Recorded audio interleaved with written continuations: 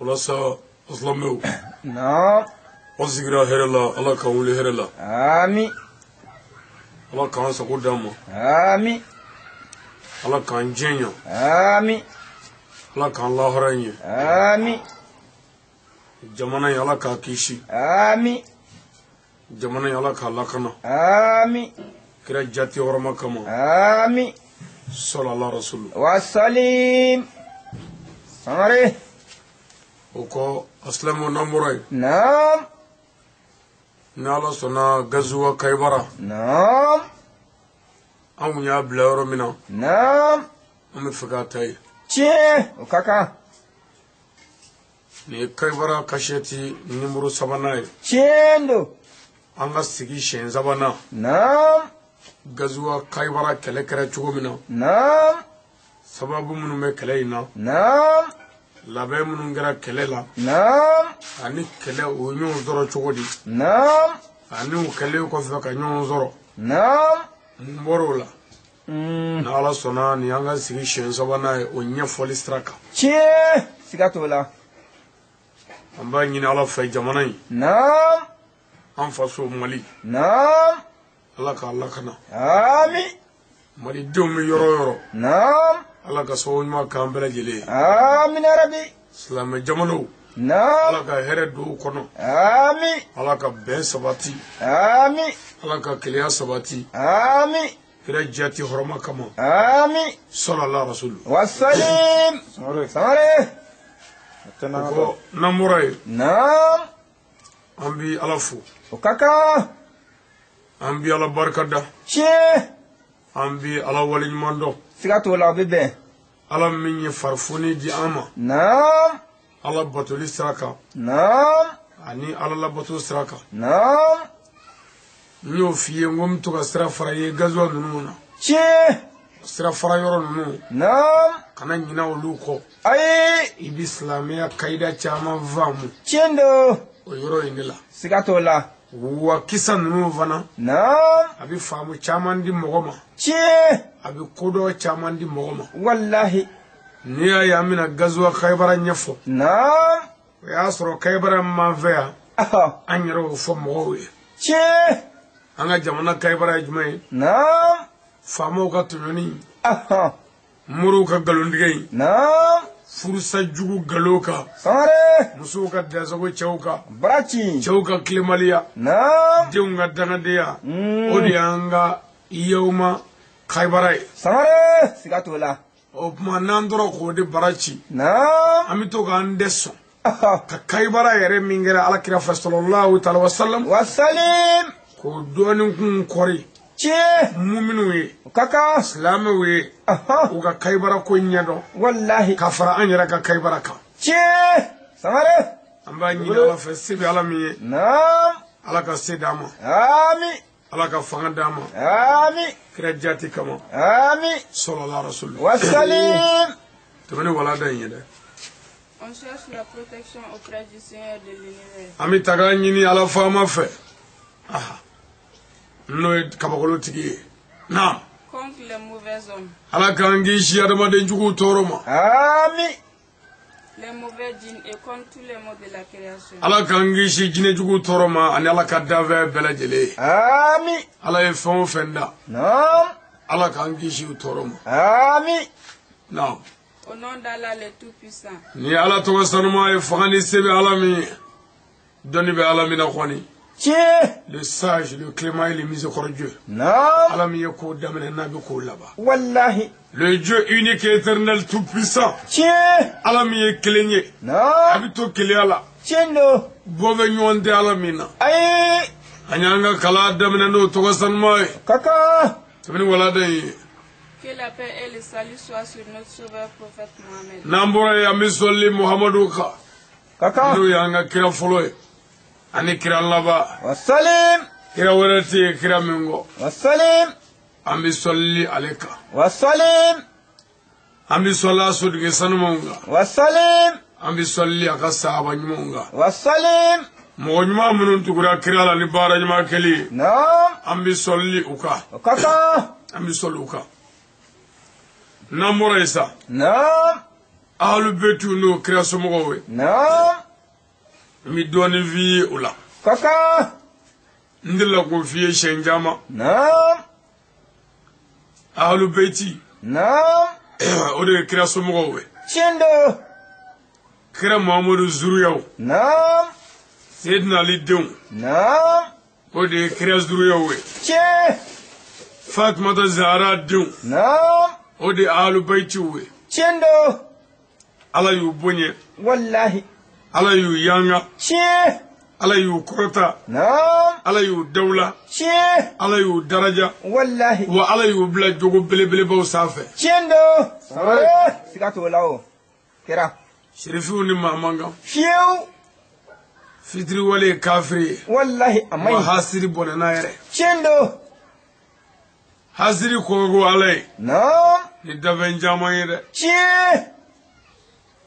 don dɔ la naam Firawuna dangatɔ naam a taara ani sɛitana Iblisa dangatɔ ye ɲɔgɔn sɔrɔ kitabu dɔw ko sɛitana de taara Firawuna fɛ yen naam baro la ha dangatɔ fila u ka baro kɔnɔ naam dangatɔ mangamani n'o ye Firawuna ye naam a ko dangadenw ka ɲɛmaa ma n'o ye sɛitana ye naam ko yala n kɔrɔ dabɛ dɔ bɛ yen min ko ko Ala ye naam komi e ni ne ya ha a ye a ɲɛmɔgɔ ɲininka naam ko yala dabɛn bɛ yen min ko Ala ye naam komi e ni ne ya ha komi sɛitana ye Ala in dɔn tie ka tɛmɛ bɛɛ kan ha sabu a ye Ala in bato sa 80,000 naam ani Ala in bɛ jɛ la o kɔfɛ a ye Ala in jaabi naam Ala ka sɔrɔ k'a dɔgɔya k'a jigi janɛma kɔnɔ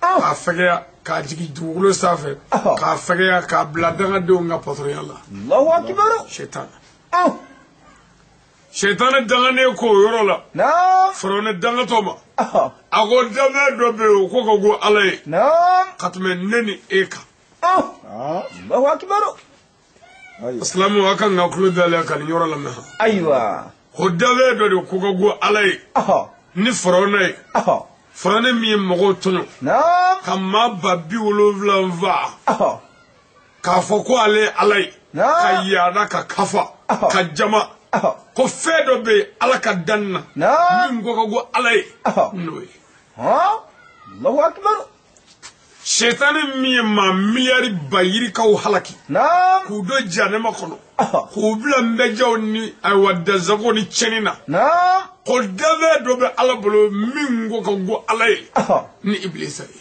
allahu akbar hakilitigiw de kan k'o dabɛ lamɛn naam kaba ma fɔ Ala kana ɲɛ a la ami nka caman b'a la dɛ ayiwa a ko naam hasidi de ko Ala ye ni ne sɛitana ye naam ani e Firawuna ye allahu akbar ko hasidi ni Ala bɛ kɛlɛ la ko fɔ tuma min na ni Ala y'a ye janɛma kɔnɔ naam a tɛ lafiya allahu akbar hasidi bɔnɛna hew hasidi ka seli man ɲi naam su man ɲi tie jaga man ɲi hiji man ɲi naam saraka man ɲi dugawu man ɲi hasidi ka foyi tɛ minɛ allahu akbar sabu ani Ala bɛ ɲɔgɔn na wallahi siga t'o la hasidi de ko Ala ka tila cogo man ɲa naam ko Ala t'a ɲɛ dɔn ko Ala ma kɛ laadiri ye ko Ala ma tile ko Ala ma tiɲɛ fɔ ko Ala tɛ tiɲɛ kan ko Ala ta ye ɲɛngoya ni kɔnɔnajuguya ye ko Ala tɛ ka baara kɛ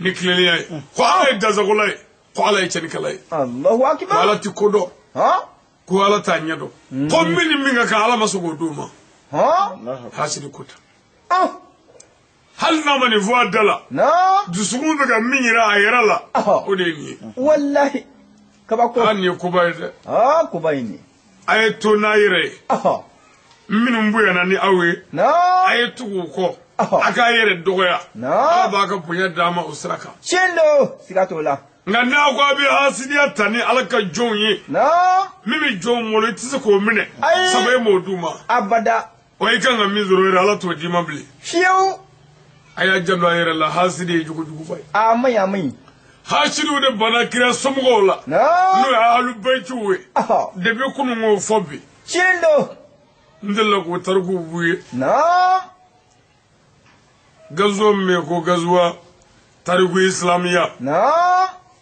islamiya bora bolo munu fe نعم olu ɲɛfɔli la aw ye أها an da nana se Useni ka zuriyaw ma نعم ani Asanu ka kow laban cogo شندو n delila k'o fɔ a ye siɲɛ caman نعم ni gazuwa in na n'o ye tariku islamiya ye أها nafigi selawalew ye mɔgɔ min faga ahlubeitu ni asibaliw la نعم kira somɔgɔw ni kira somɔgɔw kanuɲɔgɔnw na نعم a ka ca mɔgɔ 130 ni kɔ ye ها أوه nka i k'a dɔn نعم mumini ninnu ka yɛrɛ defa أها ahlubeitu ninnu ka yɛrɛ defa نعم shirifi ninnu ni asibali ninnu k'u yɛrɛ defa a نعم bɔ nafigi ninnu bolo أها o sera ka maa 101 ni kɔ de faga الله أكبر maa 101 ni kɔ أوه nafigi ni jahili bilahi الله أكبر yɛrɛ ɲini sira kan أوه lamɛn o kow bɛ yen شندو a bɛ denmisɛnw ɲɛna k'olu nana ye ko ko de nana ye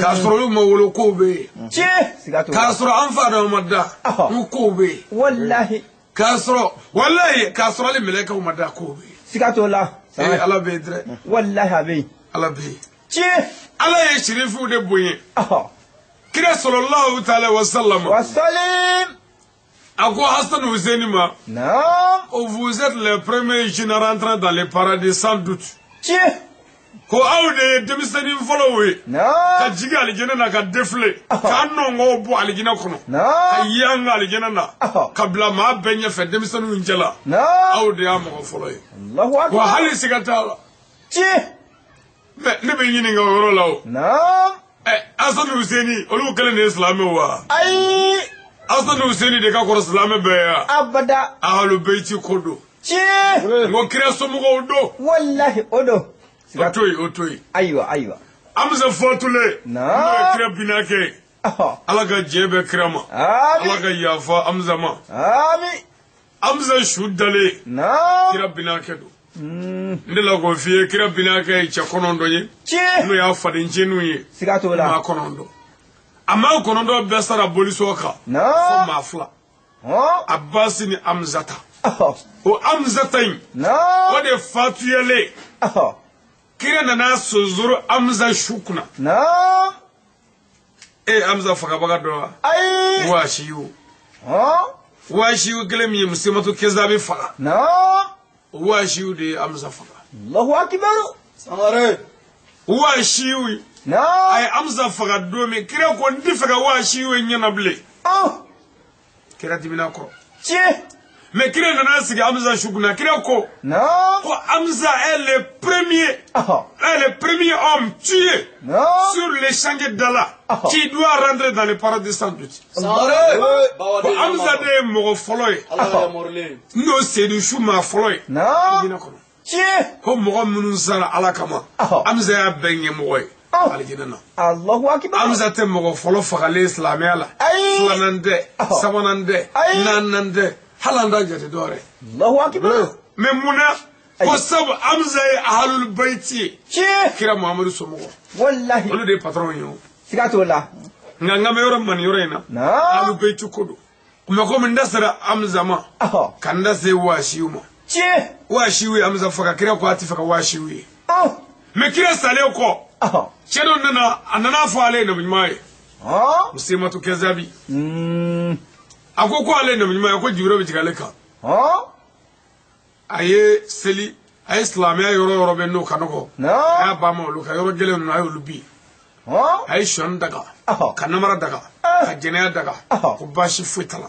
ها ka na b'o la u y'a ɲininka ko e min ye nabi ɲuman ye subahanallahi سبحان الله ko nabi ɲuman ko yala ko kira taalen kɔfɛ ko نعم ala ye mun fɔ sunkalo ko la a y'i cogo cogo seyi kɔnɔ ko alhamdulillah Mamadu taalen kɔ Jibrila bɔra a fɛ yan ko sun tɛ wajibi bilen ها a ye sun bin o kɛ suna ye n'a y'i jaabi a ka ne jaabi to yen ها a nafigi tɛ sun fɛ han شندو nafigi tɛ sun fɛ ساري bon a tora o de la a bɛ ka ka nkalontigɛ ni yɛrɛ sago fo ka silamɛya la ka silamɛya biri a kun kan k'a turu نعم k'a sɔrɔ Musaimatu Kezabi kun ye wajulikɛla de ye kira tile la mais a ye kira janfa k'a yɛrɛ kɛ nabi ɲuman ye نعم mogodo darala sabu kira kundama la kanijalaka Chindo. awashu nana islamia tura kunka ka to yere sago fola ewa ya to di washu de bora musabato kazabu kofer to yere sago kala ka kumulo tige ka fara Nyena. ka wati kuchi o kida wati kele ngo washu storla ka disu goshi ako Allah rado kullala dona to donye sabu ne kira Muhammadu binake fadinjini fa amaja kire me kira sale kira terike do kira janva abuka nga kira ga dineche nzira ga ndeburo nyofa la lahara do dona to donye Allahu akbar. anya nyini ala fe ala kanga jugumo nto anga nyimo nye Amin. ala kanga jugumo nto anga nyimo nye lahara Amin. kira somo ni mamanga Chiu. mi dora dima kira sallallahu ta'ala wasallam Wasalim. sabara tara yoro do ko Muhammadu ko ne ko ne fatra ko sayyidina ali anyamaya fabi yere asigi men nyame safe do ko so fabi yere adimine ba ko ne ko ne sara ko kire ko sayyidina ali anyamaya kire ko ne ma fo de ko ala yere de yafo Chindo. Sigatola. te dimine nato so adimina kire ko kusbe ayu ko do ko ala na soro ne de ko kirema ko ali nyema ni kira sara ala nyanyi ni fe kan tache ninga yelenga so yelenga seso Allah. billahi chani nyame jigna dugu jura halishini Nyena.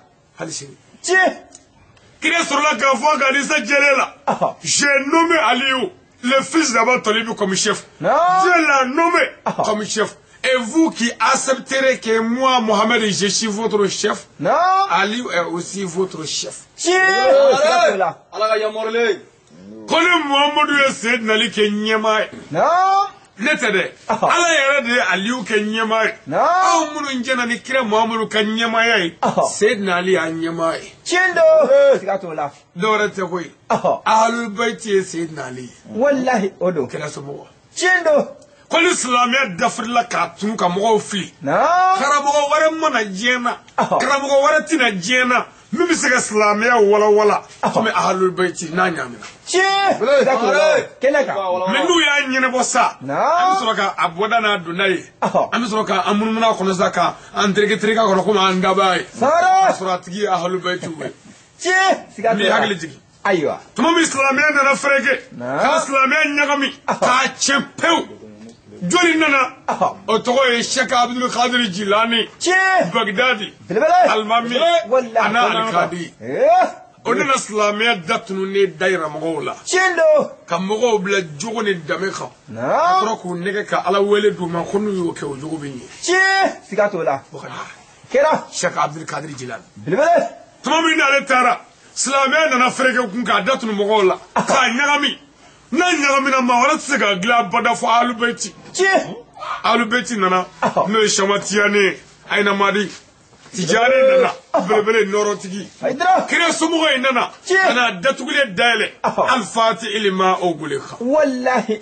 ka silamɛya dafoni k'a da yira mɔgɔw la mɔgɔw b'a ma jogo ni danbe ladiriya kan ka sɔrɔ k'u nɛgɛ ka wuridi d'u ma ko n'u y'a kɛ u bɛ gɛrɛ Ala la siga t'o la tuma min n'ale taara kun ko silamɛya nana fɛrɛkɛ k'a datunu Sheikh Ahmadu Mawla Ɲɔrɔ Allahu akbar Sheikh Mawla Kaɲi n ko ale nana ka na datugulen dayɛlɛ k'a dogolen dayɛlɛ k'a yira mɔgɔw la k'olu ta don mɔgɔw bila jogo ni danbe kan yanni n ka wurudi in ko kɔkɔrɔya k'o d'u ma 11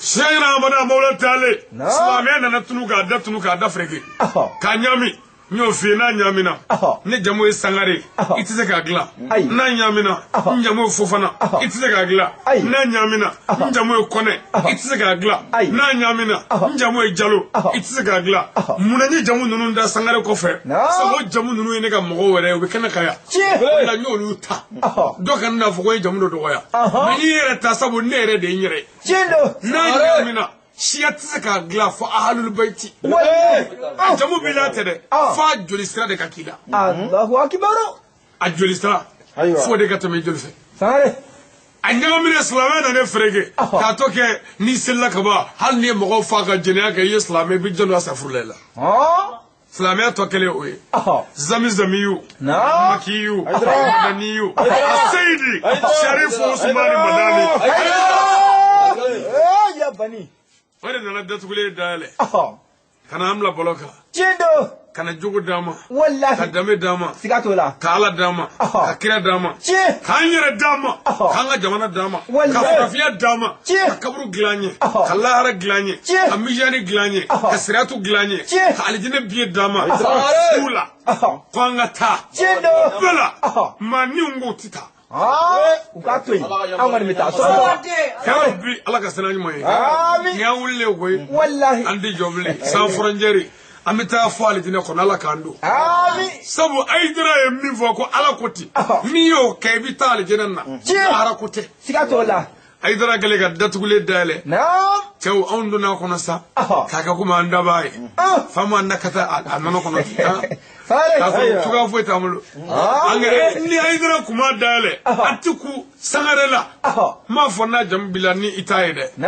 ayi parce que mɔgɔ dɔ bɛ yen a jamu bɛ se ka kɛ sangare mɛ ahlubɛti don mɔgɔ bɛ kɛ a jamu bɛ kɛ kulubali mɛ serifi don o bɛ kɛ cogo di i yɛrɛ t'a dɔn k'i don mɛ i ka baara b'a jira Allahu akbar siga t'o la dɔ bɛ a jamu ayidara yɛrɛ tɛ dɛ wallahi mɛ i ka baara de b'o jira tiɲɛ don i nana ahlubɛti tamasiyɛn dɔw f'i ye n'olu tɛ maa min na ahlubɛti tɛ sangare dama ɲɛmisɛn i tɛ serifiya bada ka mɔgɔ janfa Allahu akbar ani y'o ye maa maa la dɔrɔn o tɛ halala ye tiɲɛ don kelen amma a filanan i tɛ serifiya bada nkalon ka tigɛ a sigilen ɲɛna a k'a da don a la a ka tila ka tugu nkalon kɔ hali ni bolisɔnda don a b'o tiɲɛ fɔ sangare tiɲɛ da ye kelen o ɲɛ tana ye tiɲɛ ye Allahu akbar o k'u da de walima n'u kɔni fana bɛ tiɲɛ fɔ hali jɛ b'u ye tiɲɛ don n'i ye sira ye ahlubɛti la n m'a fɔ n'i ko pa o ye mɔgɔ n'a dancogo ye mɔgɔ dɔw bɛ sira koni dɔ ye tiɲɛ don mɛ n'i ye sira ye ahlubɛti la mɔgɔ bɛ sira min ye n'i y'a sira dɔ ɲɛ dɔrɔn tiɲɛ tɛ sangare ayiwa n k'u bɛ jogo baw kan tiɲɛ don kaba ale fitinin a bɛ na ni jogo dɔ ye a denmisɛnninw tɛ se ka na ni min ye siga t'o la ahlubɛtiw ni maa man kan tiɲɛ o tuma mɔgɔ dɔ bɛ a jamu b'i la ko ayidara nk'i tɛ tiɲɛ don a kɔrɔ tɛ k'i ye ɲɛmɔgɔden ye a bɛɛ t'o ye laɲini ye jumɛn o yɔrɔ la a ɲɛfɔ tuma min ahlubɛtiw ka ko gɛlɛyara mɔgɔw fagara Useni ka tariku bɛ yen n delila k'o bɔ a ye tiɲɛ don ko gɛlɛyara k'a gɛlɛya fo mɔgɔ dɔw yɛrɛ dogo u jamu ye ayidara ayidara y'a yɛrɛ halalaw de don u y'u dogo saya ɲɛsiranɲɛ kama k'u kɛ jamu wɛrɛ ye wallahi tiɲɛ o kɛra olu mɔgɔw ɲaamina mɔgɔw cɛla n'u ka baaraw tɛ maa t'u dɔn jamu la bilen siga t'o la olu bɛ yen kabako mɛ dɔ bɛ yen fana kɛlɛjeli yɛrɛ dɔ bɛ yen i n'a fɔ kɛlɛtigɛla wane dɔ bɛ yen ale yɛrɛ mago bɛ kɛlɛtigɛ la kama ko wa ne ye hayidara e ko cogo di ayiwa ne ye hayidara e ko cogo di a ma baba hayidara fa ne don e ko cogo di i b'a sɔrɔ o tɛ yɛrɛ a bɛ sɔrɔ o jamu yɛrɛ sangare mɛ ale ko ne ye hayidara e ko cogo di o tuma n'ale tora o la dɔrɔn a bɛ to la yen o b'a to la yen ɔ denw bɛ na a tɔgɔ b'o la mɛ o tɛ se ka baara kɛ tiɲɛ don mɛ kana ɲinɛ dɛ ayiwa ahlubɛtiw bɛ yen siga t'o la fara yɔrɔ t'u la n k'u bɛ yen dɛ tiɲɛ kira binakɛ a tɔgɔ de kira mɔdenkɛ n'o ye asanu ye ani Useni bɛ faga don min a ye tariku filɛ bani ayiwa n ko ahlubɛti dɔ tun bɛ Useni ka mɔgɔ Useni janfabaw la hakɛ et puis ahlubɛti min b'a la a fa cɛ tan minnu bɛ yen n'olu kisira u tɛ jeni diɲɛ yɔrɔ si a fa b'o la Allahu akbar Ibn Sadi kabako o farala jugu kan o don ahlubɛtiw bɛɛ y'a wele ka kuma fɛ Allahu akbar e yɛrɛ y'ale dɔ ye i man ka Useni kɛlɛ dɛ tiɲɛ don i ma ɲi kɛlɛ in na ka kuma bɛɛ fɔ ka dɛsɛ mɛ hela a taara kɛlɛ kɛ Allahu akbar contre Useni sangare a ye musulmi janfa ani musulmi de ye sɔnna ye kɛrɛ somɔgɔ don musulmi fagatɔ musulmi y'a wele k'a ka gundo kumaw fɔ a ye a y'o janfa Allahu akbar musulmi ko a ma ko Ibn Sadi n bɛ kelen fɔ a ye komi a bɛna n faga n'a ye n faga i ka gilekini gileki min bɛ n kana nin a b'a feere a wari a b'a di karisalakaw ka karisa ma a ka dɔrɔmɛ 1 juru bɛ n na a b'a wari d'o ma Allahu akbar n'a ye n faga a b'a gɛlɛya k'an su don n farikolo dafala a kana n fa si tigɛ wa i bɛ lɛtiri ci Useni ma k'a kana na ko janfa bi yan way ke géré mo te fala mo do ci de kashiri ci Allahu akbar muslimun voye anana dron ibn ziyara ni nga ko ga cey mu bi na ya to muslim na fakade kam masaka kafiri abdullah ibn ziyara ko ko gi gap mala ba fo ika mo do jana na asala ga kunja ko umar ibn sadi bi anaya ambe dukle ga nata na o jumande una abna va kay jere mo wara te fara mo no ci di la haradu kashiri ci flana glegini mengana doka juru bana go feri ibo wardo na savana na infa mfarko da fali ka du gena nanna patagi ci biseni mo ibal make na kan na ko java biya abdullah ibn ziyara ya chayi ne ngako na ibn sadi ko ay mu vi e kwa ko kaya fata abdullah ibn ziyara na ka kafiri na ka jarbe dia be ako wallahi ki dana jenne ila direche ko ni wi ne telefon mo ko ngasa Allahu akbar mo make mi fo market ni jugu ko ni muslim wi na wallahi ay mi fo ni ne ko ni tunda fo mo Allahu akbar yi bal ma bunu broto ci to tara muslim fo Marbu Sadi nyamai. Okuma ni iya strifi doy. Ka aga strifi doy nani. Na. Ate ofra tun Sadi ka mogodo ka. Che. Aga tmana se fly. Kaka. Alu betu ni mamanga. Chieu. Ma faga nyoro ni dima dron kateme. Kaka. Mo strifi ule kanga bunye ala yo bunye. Chendo. Meri mam ya ka ba ira fal strifi tika chila strifi te. Gule. Samare. Ay ala edde ka dogo strifi ula ngala de strifi fo. Che. Kurane ko nyu bonya nyu kishi nyu taga nyu yanga nyu bonya. Ku yanga kubla jogo bo safa. Chendo. E bisa ga mu foka tebe kurane ka. Foi. Kana fi bi ra foble. Ala ka me so abam. Ami. Ma foka nyoro dima anga gazu wa khaybara. Che. Ko fa zabanana. Sikatola. Alu betu ko yayu mine ganya. Aywa. Ami ni Allah ro ka kula. Allahu akbar. Tamani wala da yin Samare. Allah ya morle. Tumamina anya bla ro mina tumamina. Na. Ni ijasu ibn manzari. Na li bora khaybara. Na. Amu ya bla ore ne la. Che. Anana madne anana jigi samunu ka. Samunu ya reswa. Na. Dumunu dama ka dumunu da ka soma. O klale ko la samunu ko yina kunfo. Na. Akonna kun ye kira kungolo ni ali kungolo. Oh. Samunu ko ka fe na mene faade. O ko ni nyene fuka du chilile yo. O samunu ko ma ko ijasu ibn manzare. Na. Mi fe ka bonga so kele tala. Parce que ni ma bonga so jibril ibn ta fo kiraye. Ki benga so ya. Che. Mina kungo so bina du be chi kana na bolo be chi. Sikatola. Ako jibril bo fo to ko jibril be chiga ka. Ala ko jibril me chiki Musa nga ni Isa nga. Ko be chiki Muhammadu ka ko sikatala. O chego ko eske ke daro la. Ko nala la tede afaranya na nya saka saka nya ye chedo. Me ko tede. Chedo fara chete ka haga to ka na so blaban. Aywa. Jibril ka na tan fana ya ko ibiya. Na. Mu ye fem la orola. Che. Samunu ko ngwa ma ko bonga so. O atika sultan la folo. Mu ye fem la. Sikatola. Tamani wala da ye seida. Ijasu ibn Manzar dit à Samoun. Ako Ijasu ibn Manzar ko Samunu ma orola. La promesse que j'ai faite est que Milaidu mindi ima koni o koni ni. je vais tuer Mohamed et son cousin parallèle Ali. Wallahi mi Muhammadu faga ana abinake no Aliyu abinake di Aliyu. Me kira faga ani Ali mu kulo tike. Naam. Ne doute pas de cela car je vais les tuer. Wallahi kana sika wala ngale na kalima fauna ani batuma fauna. Ambi Muhammadu faga mi Ali faga na kundu. Naam. Chasse que Ika do fana. je ne suis pas un homme qui a peur d'eux. Wallahi ne fana tay che misra woni. Ne mo futula. Naam. Ni de leurs compagnons. Wa mastra ga jamanye jama me Muhammadu ni Ali bulu ne mo tula. Naam. Je jure. Ngale na maina no ya nga batuma fauna. Je suis quelqu'un qui ne peut pas être affronté dans la guerre. Ni chede chemi fana kele mani kele kono de. Chemi mine mani kele kono. Ni mine mani. Ka ke kasinga mine komi teke mine mani. Ako ga mine mani bi. Anga tanya fe peut-être il va sera mine mani ko. Me chaw mangawo. Tan wala dai. Sare. Nam. Ce que je te dis, Me fe mi woni viye. c'est de te patienter un peu. Iki munye doni sade nye Ijasu man dare kan Samunu ma. Me mi ni fe munye doni.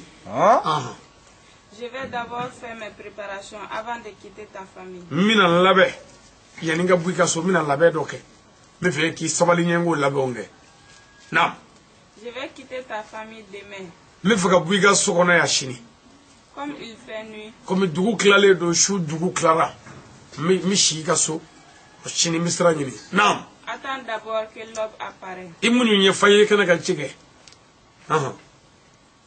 Le titulaire du livre a dit, kitabu wala ke ba ko yorola lorsque l'aube est apparue, ku toro kuma la fa kana fara chama son ukada ay c'est zo kada o parce que ni che nu nana da jibril kana ta fa kre ko dugu do dame ato e sa wonu fe o kan nga du ci do ci estrame bal kuma chama chere kuma chama ni che Sikatola. na ko mu nye dugu klale do ne azoro shu 2 heures besra ka ba o bela atika son aka to aka so Allahu akbar.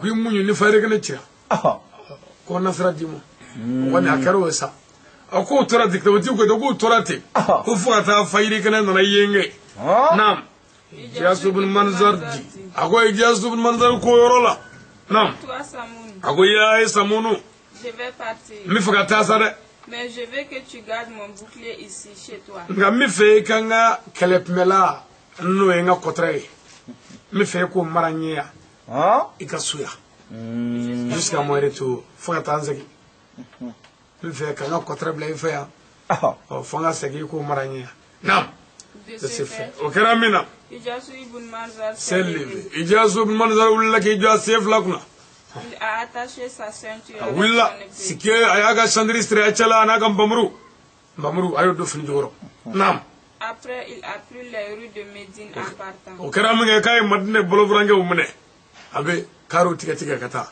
nam Il a vu que Médine est une ville qui fait sourire une personne qui a un cœur rempli de colère. wallahi ko ayayi madne dugu mi ni yayi anoro kabu abi ma dusukun torole dusukun lafiya man ni torole ni madne yenni bi lafiya walla madne welela madne dugu munawara Mara dugu karamati madne munawara Sangare. madne noro kabu ni sira makan klemme makan donde klemme makan donde makan klemme mo faka Allahu akbar. nga noro me madne donde me mari madne jere manya ne kabako yede kabako do parce que kabako dame Muhammad Wallahi. sallallahu ta'ala wa sallam Wasalim. madne kaw ya reswa wa dara madne mali dugu do be ndi dugu fo a dugu kile ka dugu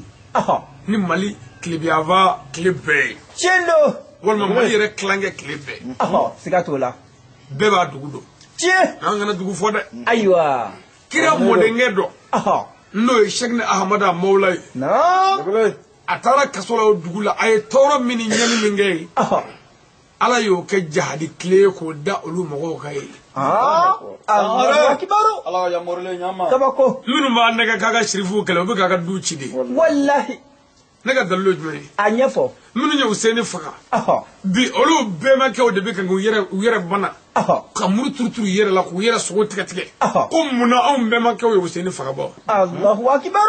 aw bela halibi aw be kan nega ya lagala to ka blaga kira so mo kale bu ga afle bagal de Chendo. e munu ya ke folo be ma kaw be kan muru turturu yere la bi a do sewo sewo yere jogi ka kashi fa do nyeke Allahu akbar. ko muna ne mo kaw seni faka ba bo o bela be kan o seni bona me bolo be kan mo bla wala kun ko kale ay ke ga wuli ka tugola kun ko kale ko akara danga da Chendo. ala ka nguna ja Amin. e bare manu ko de Wallahi. akoy ga do ko ay madne duguwe noro kabo madne dugube kebe Chendo. ani so jaradi madne yele naam Cela a trouvé que le prophète était entre ses compagnons. ako ya sura kira sallallahu ta'ala wa sallam Wasalim. abi aga sahaba chala no e jamakulu bay kira be sahaba chala madne nindo naam Comme une étoile éclairée. ako kira me sahaba chala do ko me dolo me kebe ina fo dolo mi me mana ina fo atoy de kalo kletan na ni shu kira me sahaba chala ti ni ale tignae ibi folo ka noro e ibi nyeda sanuma e ni ale ba nyi fena ona unga nanfigo ka yele manga fiu ona unga shubo ka yele manga ai momulu ka yele kono jele yele ni so duma ya yele chendo mo ni so ka go siranya ka laba njugu mai ani so go ya ko jugu bay sangare nga ni so jadda matme wale obil laba shuya de la sangare ayo ala morle nyama ko go mana ka betti ke ko la ayo ay tarma ba mune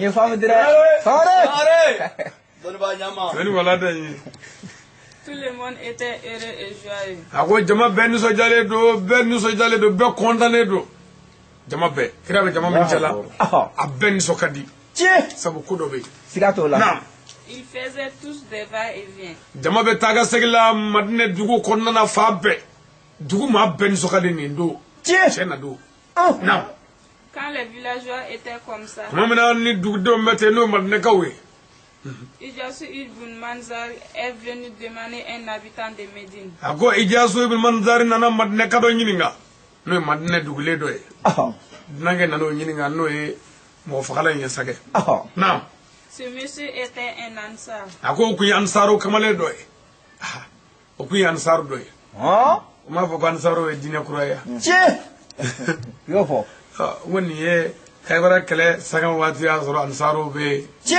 madine dugu faamu ansaro la ay ala ka dine de ma ala mo be dine de na odila sigato la ay akana ka mo kamo aywa sangare na me kele voye bi na kabe ngolo la mo fayo fola da mi no fayo bi ni mo be mo ki deme na ni mo be mo ki deme wallahi ira deme ika mo to aywa ni mo yi jija le ira deme ne mo bi deme chendo sigato la wallahi warbe mo kun kan deme islam ya deme lo take sigato la fu kan yere yi anyi mobile ni vla soro fu kan yere yi ami sega base vla do kan yanga fu kan yere yi an mulo biga yuga television ga radio la fu kan yere yi war do ni mangu nu yo bi soro ku tabo sangare tati soro fu ka yi wallahi ni ce Allahu akbar sabu nyangwe ni hasira do anti de ma mo bi kabbi sigato la bo ne era do ga foni fe kabbi ene kan yi jigi bone ka ki jija sigato la o de ya to ne bitu kan jija ka aw sama ngata jija srafe sabu ne ba do mo shitna wa kelen nama fo ka ye wa fla bangu Allahu akbar don ba nyamo go sangare ala morle mo tuna mobili dama fo ka mobili saba ya mulu Allahu akbar mo tuna du dama fo ka etage saba ya mulu mo tuna motele la fanya ka telejo Allahu akbar antna teme arajula fu fanya ka arajo nani arajo so kele do rasida ko blanga dugula misalla ban ngo joila arajo so kele mamulo ko anyara tay ban ngo arajo be bande me fula sangare do soro le khani me fendi bolo wari kalo sara dro bi wele wari ni ma du batike Allahu akbar retare wallahi ni television mo wele sida ko kana nga wajuli filmer ka bla tele la ko dami vie wa bioro la wa bisheki chendo e ka la jota kara mo mo mo tella bebe ni sara ay abada asiga sarawo sigato ni mo no bi fonne ko tele tane blo wartan Allahu akbar ni fogu yi pour que ga jonga tele de ko mais ni ko ti je ina war sara de chendo sigato radio do direti elekele wa bisaba bamako ya Allahu akbar ma aya do ka yawo akera ere sama wa bi konondo Allahu akbar mais edi ala che mo bi se ga sara wajuli saraka ay abada amma mun mi wajuli ka radio ka chodi fu chendo sabu femolu ku sigato la ni femi ku ibi de me fu Allahu akbar ni fendi ku wari nwe ka boya o igenga e atu ko boya de period de fi na itse ka mizra chendo mais aw ko abo sara jaboya o de anga gala juga la ko sigato la no vuni sono bina anga kere uka ado watan duru ado wa duru do wa nani mais ala kan gishi do ka juru ble kala zakira fasda ba yi journal la fabe wallahi chendo joli sara foi fala ngana fongo karamɔgɔ ba dɔ ka na sisan kana wajuli ba dɔ k'an ka dugu la yan o karamɔgɔ ba nana wajuli k'an ka dugu la i b'a mɛn journal la fa bɛɛ tiɲɛ don siga t'o la radio bɛ tile k'a tɛmɛ wallahi artiste dɔ mana s'an ka dugu la an ka radio b'o artiste minɛ fu la k'o bila dɔnkilida la fu la radio la fu tiɲɛ don siga t'o la ko mun don ko dɔ b'o kun o tɔgɔ dɔnnen don fɛn b'o bolo jama b'o bolo a ka ale ka gɛlɛya ye min ye fɛn t'a bolo jama t'a bolo o tuma wari t'a kun an t'a dɛmɛ an ka fɛnw gɛlɛya pour que a ka bɔ an jala Allahu akbar o bɛɛ la a ko k'a bɛ to mɔgɔw cɛla o de y'a ka kɔngɔ kun ye Allahu akbar Sangare mais ne y'o f'i ye n bɛ segin a kan i ye ale tɛ diinɛ bolofara créer ye ayi siga t'o la ale ye silamɛ ye ka baya kɛ ka ansaru layidu ta bayatul ridwani nka i k'a dɔn n'a y'a sɔrɔla ko ale bɛ ka n ka diinɛ dɔ de créer tɔgɔ ɲini kama bonya ɲini kama wari ɲini kama ɲangon y'o kɛ tiɲɛ don sabu mɔgɔ tɛ n'o cɛ siga t'o la siga t'o la ɲinɛ ye ne san 18 ye n bɛ ka n ka ala ka diinɛ ɲɛfɔ jɔnw ɲɛna san 18 mɔgɔ dɔw wolola o kɔnɔ ka kɛ mɔgɔ ye o kɔnɔ ka ɲɛ o kɔnɔ ka tila ka furu o kɔnɔ olu bɛ den wolola o kɔnɔ tiɲɛ don ne sigi bɛ ale bɛ nin sɛji mangamani in kan n ko ala k'o gɛlɛya ni ɲani na diinɛ wɛrɛ créeli ko dɔw bɛ na tiɲɛ don faamu bɛ na a dɔnni si bɛɛ bɛ na tiɲɛ don nka jamais ne ko de n ko ne tɛ diinɛ créer ne dan bɛ karamɔgɔ min na ni n tugura o kɔ n b'o de dɛmɛ ne sigi dɛ n bɛ ala ta fɔ ka taa wallahi wa n'i ye ala ta mɛ to i ka so ye kana tugu ne la ne mago tɛ maa ka tugu na mais e de ko i da bɛ ne la k'i bɛna fara n kan ka ne mɛn o baara la tiɲɛ don o de ye ne ka mɔgɔ 2 ni mɔgɔ 3 ni kulokan minɛ nɔfɛ o y'olu ye siga t'o la o tuma an ɲɛ tɛ fɛn wɛrɛ la dɛ an wasalen don ala fɛ tiɲɛ don wa gundo min bɛ ko in na nin y'a fɔlen ye Sangare siga t'o la n'i ye a tɔgɔ de n'i taara téléso la ni mɔgɔ bɛ k'i ka mawulu publicité kɛ siɲɛ 1 télé b'a f'i ye k'a kɛ ko 1 minute 4 wa 20 bilahi télé dɔw fɔ ne bamakɔ kabako minute 4 wa 20 interview kɛla dɔ bɛ yen a bɛ mɔgɔw interviewé YouTube ninnu sanfɛ Facebook sanfɛ n'u nana interview sisan u bɛ a bila réseau kan diɲɛ maa caman b'a ye tiɲɛ don u taara ne fɛ yen ko ni ne mago b'o la k'u b'a kɛ ko mɛ ko minute 15 minute 15 wa 60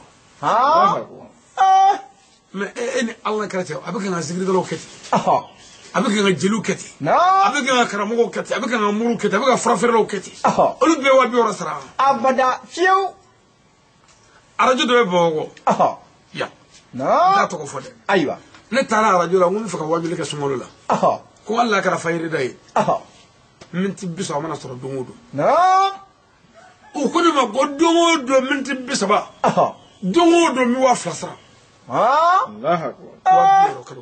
Allahu akbar ni e yɛrɛ ka sukaro sɔn t'e kun i ti jɛn o kɔ i bɛ jɛn o tuma ne gɛnkun de ye nin ye o bɛ ka ne gɛn de Mali bɛ ka ne de gɛn Allahu akbar mais ne ko malidenw ma n ko malidenw ne ti tiɲɛ fɛ Mali karamɔgɔw mago tɛ silamɛya ka ɲɛtaga la n'o tɛ Mali karamɔgɔw ni malidenw kan ka ne dɔn ko nin kamalen nin hali ni silamɛ tɛ n'an y'a nɛgɛ ka kɛ silamɛ a bɛ se ka silamɛya dɛmɛ minnu ma fara ɲɔgɔn kan ka ne dɛmɛ yanni ka ne kɛlɛ wallahi siga t'o la nka u bɛ ka ne mabɔw la de nka ne tɛgɛ bɛ ala bolo hasbunallah wa ni'mal wakil wallahi wa ni'mal mawla wa ni'mal nasir o b'a bɔ siga t'o la ala ya morle sabuni wala ni a ko Ijasu Ibn Manzari a ye kamalen dɔ ɲini ka Madinɛ ko ne ko mun bɛ Madinɛ yan bi de a y'o kisi pɔsɛ ka ban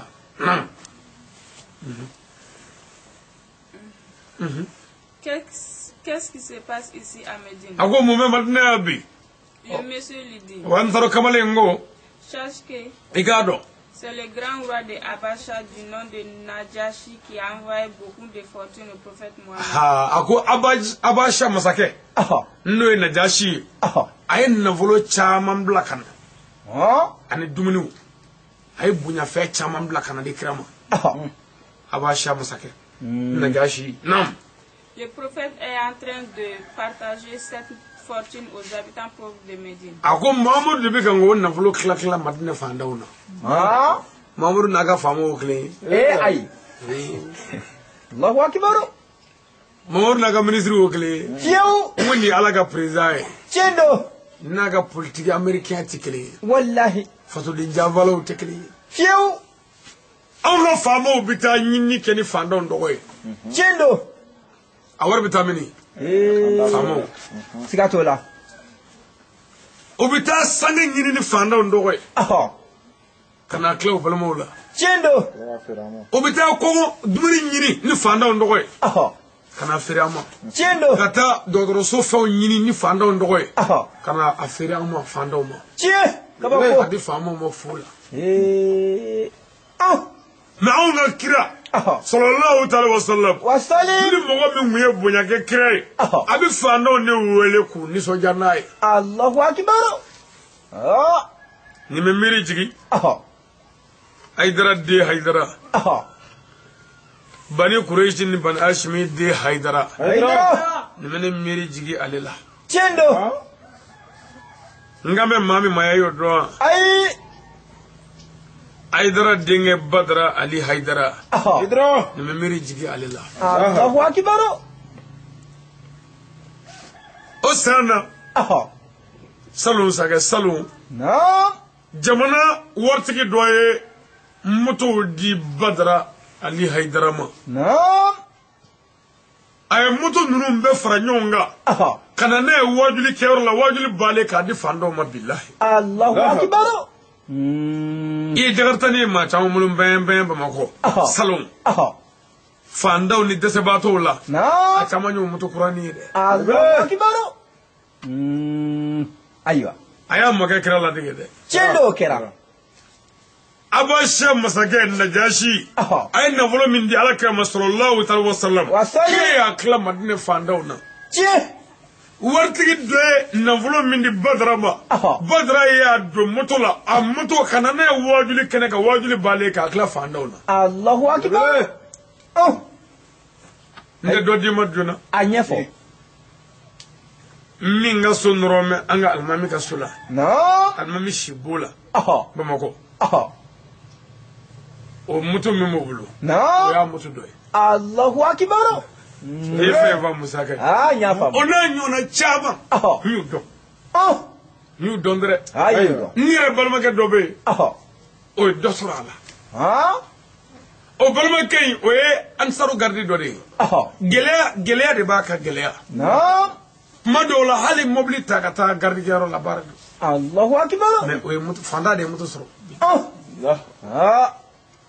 ngo nunu ye fanisiru we sa Chendo. halu be tuwe fanisiru we Wallahi. yo jogo ba doy Chendo. bi jando la ni bakilu gele Aha. halu be tute Sigatola. kiga chila Aywa.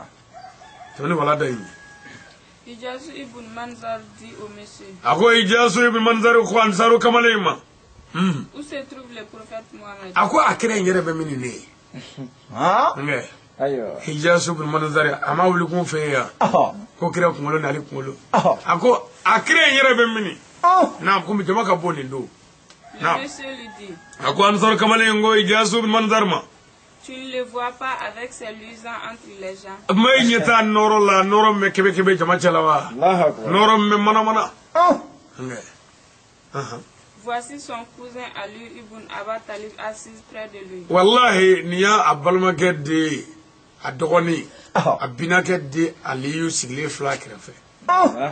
fu noro be kebe Chie. ala kan sabo dam Ami. ala ka duani jugu che Ami. abika an sor kamale ni nga o bolo ko ni kan yo mado nan yisa Oh. Sigatola. ni mo fagala din nale abika nga munum faga fana Aha. an sor fla ko leira sisa Allahu akbar. me an tar taro ko mo fagala do wala imana ke fo fena Aha. e hagli sigi Aywa. nam Son cousin qui fait des va-et-vient sur les hommes. ngame abina gedde mi tan ga segi go chaw safe Aha. ngamo de Waraba. asadullah galibi ko do Eh. waraba de nga wara Chendo. galibi de nga wara Wallahi. ngo de sigle fle Aha. iba ko wara sigle Lorsque Ijasu a levé sa tête en regardant le prophète Mohammed, mamina ni jasu bil manzar ya kumalo korata sike ay krafle sallallahu ta'ala wa sallam Wasalim. en voyant son frère l'imam Ali près de lui, ka balma ga sigle ya krafe no almami aliyu nam il dit: ako Je jure. Ngalena. La raison de ma présence ici à Médine est de tuer ces deux hommes-là. Ah, nena kunfo iten la madina ni ma fla kungolo tigele ko. Ah, nena kun nu vale bide. O fleni. Abuka mu fle. Ya kun korta kula jaminga. Ako nena kun nu vale dre. Ngalena batuma fawna. Na kun fla tane jaso man dar la fiyo nu vale ko. Allahu akbar. Naam. Il faut que je les tue sans doute. Foneka nunu ne faga. Hali sega manga blala. Ngana tofio fon va me digi ngono no to ko sega ko sama ko boy. Fereke kan nunu va lu nachi. Naam. Après, O ko fait ça. il a marché sur des mains jusqu'auprès du prophète Mohammed. Atamana doni foga na gere krala.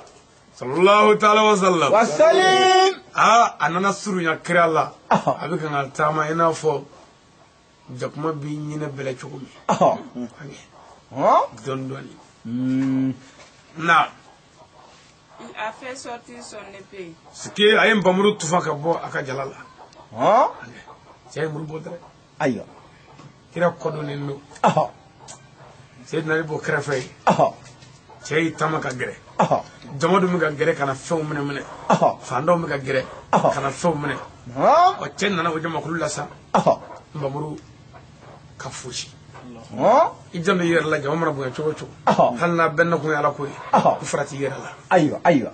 Dobe mo ko chala no kun chala ko no kun yeko. Ayo. Apuri go dosa. Koloshi de bodo. Che. Janno yer la ko choco. Sigato la. Aya janno yer la. Na fi ku be jama chala. Sigato la. Ma tsu ku bo yere. Ngi bi jambi yer la. Ayo. Ya rabbi alaka duanu che. Amin. Alaka duanu che. Amin. Naam. Directement, le prophète s'est tourné en regardant l'homme maudit avec son épée. Sike Muhammadu Girna ki trabaso ki koyalama. Kadanga to laje. Na kan bamruwe. Krey yalama yana kan muru barkrala. Krey yalama ka flani muruwe. Bamru babolo mime kebe. Bamru dajale anu flabe. Defabe. Naam. Immédiatement, l'épée s'est tombée dans la main de Idjasu ibn Manzar. Yorobe Idjasu ibn Manzar kan bamru benaduguma. Chemme krey. Inna le kira fale kama kira ka yalama ka nye jo nyala. Bulu fe ka tibulu. O ma ka ko da. Allahu akbar. Ni me miri jige kira modengela. Che. Zamzam yokodo. Sayyidi Sharif Osman Madan Haidar. Abani.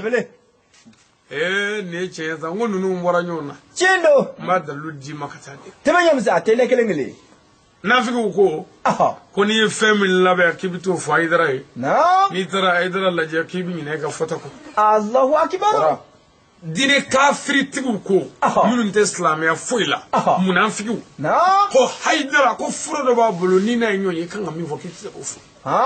Fura tablo ko yi. Ere nganye moyi. Chendo wallahi.